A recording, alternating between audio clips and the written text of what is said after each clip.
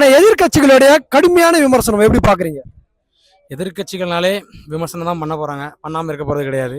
ஏன்னா இது வரைக்கும் எதனால விமர்சனம் பண்றாங்கன்னா, இது வரைக்கும் கடந்த 50-60 வருஷமா தமிழ்நாட்டில் எதிரொலிச்சிட்டு இருந்த 2 பேர் முதலமைச்சர் அப்படின்னாலே 2 பேர் தான்.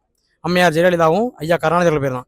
அதை தாண்டி பெருந்தலைவர் காமராஜர் அவர்களுக்கு பிறகு ஒரு தமிழனுடைய பெயர் இந்த தமிழ் மண்ணிலையும் இந்த தமிழகத்திலையும் இந்த தேசத்திலையும் ஒலிக்குதுன்னா இது அவ்வளோ சாதாரண விஷயம் கிடையாது. அதனால அந்த வைத்தறிச்சல்ல அவங்க விமர்சனம் பண்ண தான் செய்வாங்க. விமர்சனத்தை தாண்டி நாங்கள் உழைக்க தளபதியோட உறுதியாக எப்பவுமே நிற்போம் அப்படிங்கிறத சொல்லிக்கிறேன். குதிரை பேரம் அரசியல் அப்படின்னு சொல்றாங்க, இது எப்படி பாக்குறீங்க? அதுக்கு தளபதியே பதில் சொல்லிட்டார்ல, குதிரை பேரம் இல்லை, இது வந்து குதிரை வேகம். அதாவது ஜெயிக்கணும் அப்படின்னா குதிரை அளவுக்கு வேகமாக ஓடணும், ஜெயிச்சதுக்கு அடுத்து குதிரையை விட வேகமாக ஓடணும். அதுதான் எங்களுடைய இலக்கு.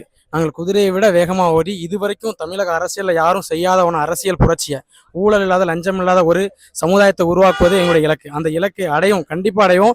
அதுக்கு நாங்கள் குதிரை வேகத்தில் கண்டிப்பாக ஓடும், குதிரையை விட வேகமாகவும் ஓடும். சோபா மாடல் அரசு வந்து இதற்கு முன்பாக ஆண்ட அந்த 2 ஆட்சியாளர்கள் அவங்களுடைய அரசு தான் சோபா மாடல் அரசு. ஏன்னா 50 வருஷமா அந்த சோபாவில் உட்கார்ந்த மாதிரி சோபா உட்கார்ந்து தேய்ச்சிருக்காங்களே தவிர மக்களுக்கு என்ன நலத்திட்டங்கள் வந்திருக்கு?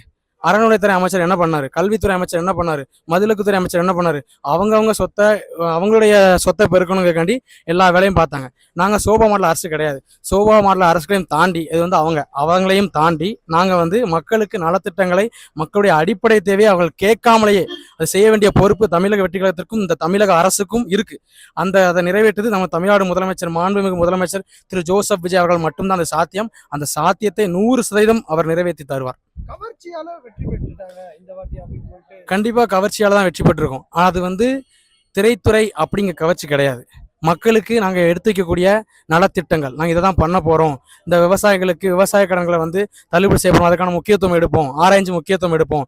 அதுபோக படிக்கிற பிள்ளைகளுக்கு இப்போ கல்வித்துறை அமைச்சர் அறிவிச்சிருக்கிறார்களா, என்ன அமைச்சர் ஒரு வசனம் ஒன்று சொல்லியிருந்தார்களா, யாருக்கெல்லாம் கல்வி நிராகரிக்கப்பட்டதோ அவங்கெல்லாம் இன்னைக்கு கல்வியை வழங்குற இடத்துக்கு வந்து நிற்காங்க. இது எவ்வளவு பெரிய மாற்றம்! இது வரைக்கும் யாரும் செய்யாத அரசியல் புரட்சி. பட்டியலின மக்கள்ல 8 தலைவர்களை அமைச்சர்களா நியமிச்சிருக்காரு. இது வரைக்கும் யாருமே செய்யாத முயற்சி. இதுல எப்படி நீங்க என்ன சொல்ல முடியும்? என்ன கவர்ச்சி இருக்கு? மக்களுக்கு திட்டங்களை தான் நாங்க கவர்ச்சியா நல்லபடியா கொண்டு போய் சேர்க்கிறோம் தவிர திரைத்துறை என்ற கவர்ச்சியில மூலமா நாங்க வந்து செயல்படலை. இதுதான் உண்மை, 100% இதுதான் உண்மை. அது சொல்லதாங்க செய்வாங்க. அப்படி சொல்லி மக்கள் மத்தியில ஒரு குழப்பத்தை ஏற்படுத்த நினைக்கிறாங்க. குழப்பத்தை ஒருபோது ஏற்படுத்த முடியாது. இவர் இன்னைக்கு எடுத்து வைக்கிற அரசியல், இந்த புரட்சி வந்து இன்னைக்கு இல்ல, இன்னும் 50 வருஷம் 100 வருஷம் ஆனாலும் இவருடைய பெயர் நிலைச்சு நிற்கும். எப்படி பெருந்தலைவர் காமராஜர்னா கல்விக்கும் நீர் மேலாண்மைக்கும் எவ்வளவு முக்கியத்துவம் இருந்துச்சோ, அது போல விஜய் அவர்கள் அப்படின்னு சொல்லும் போது இன்னும் 5 வருஷம் கழிச்சு 50 வருஷம் கழிச்சு ஊழல் இல்லாத லஞ்சம் இல்லாத ஒரு முக்கிய தமிழகத்தை உருவாக்கியிருப்பாரு அப்படிங்கிறது நான் 5000 வருஷம் கழிச்சு காட்டாலும் தமிழக முதலமைச்சர், மாண்புமிகு முதலமைச்சர் பெயர் வந்து, விஜய் அவர்களின் பெயர் வந்து நிலைத்து நிற்கும். இது வந்து கண்டிப்பா நிற்கும். இதுல எந்த ஒரு மாற்று கருத்தும் கிடையாது.